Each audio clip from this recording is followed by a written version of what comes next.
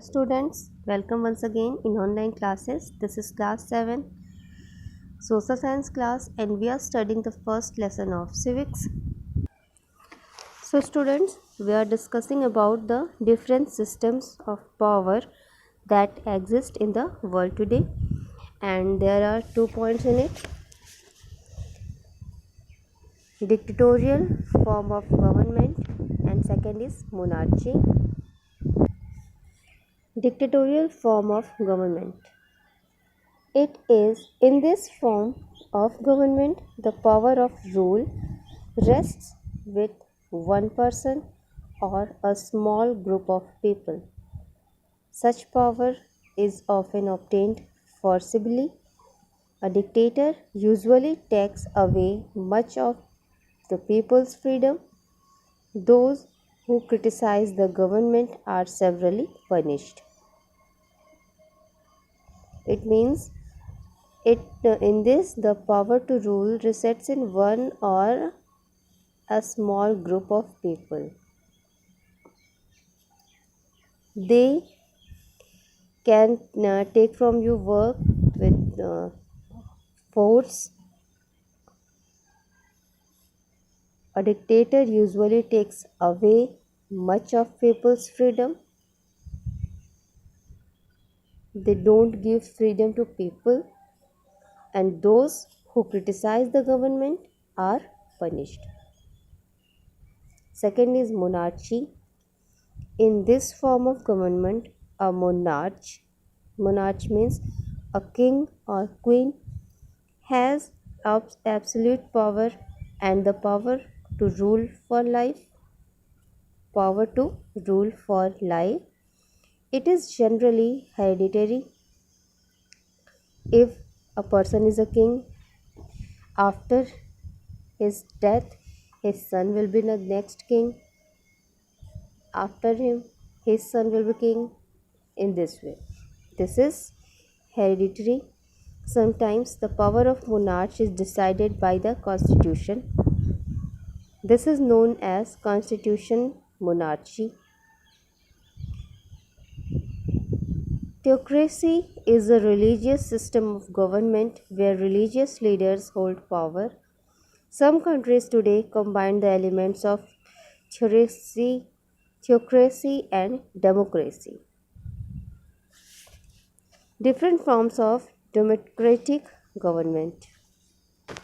Let's start. Let us take a look at some different forms of democratic governments. First is parliamentary form of government and second is presidential form of government.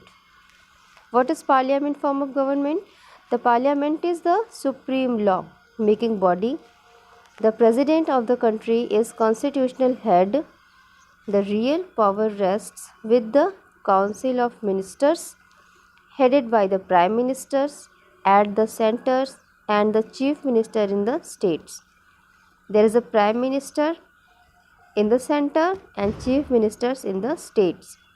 They can responsible to the legislature with which can remove them from office by a passing vote of no confidence. If they go against the will of the legislature, they prove unfit for the task of governing the state. The Prime Minister and his cabinet are the real executives, while the President acts only on the advice of the Council of Ministers. The President has only constitutional or nominal powers. The President has only constitutional or nominal powers. The President is not elected directly by the people. In this type of government, the President is not elected directly by the people. And second one is presidential form of government. In this form, the President is elected directly by the people. President is elected directly by the people. The Congress or the Parliament has no control over the President. The president is both the nominal and the real head of government.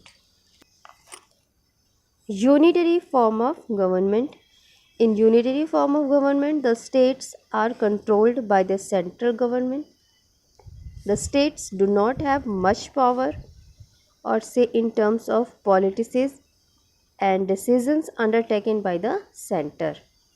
During the time of emergency, the center can take all the powers from the state. This is called unitary form of government. Federal form of government.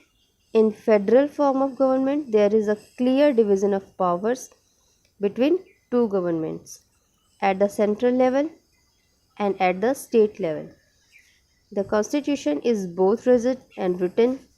If there is a conflict between the central law and the state law over a subject given in the concurrent list, the central law will prevail. Then the central law will prevail. There is a picture in which people are protesting against the government. See, this is the picture.